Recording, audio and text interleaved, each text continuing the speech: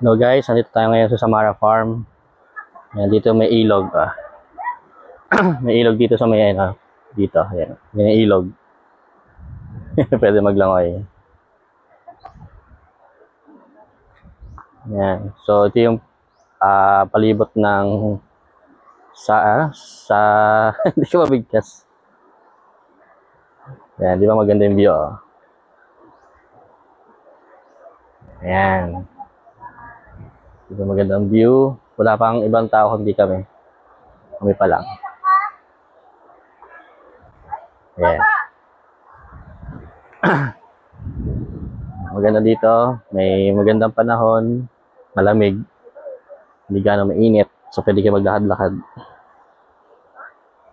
Ayan. Ayan, pwede kayo mahiga.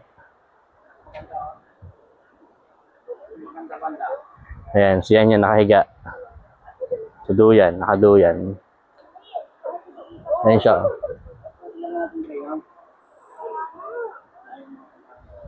Di ba? So highly recommended itong lugar ito.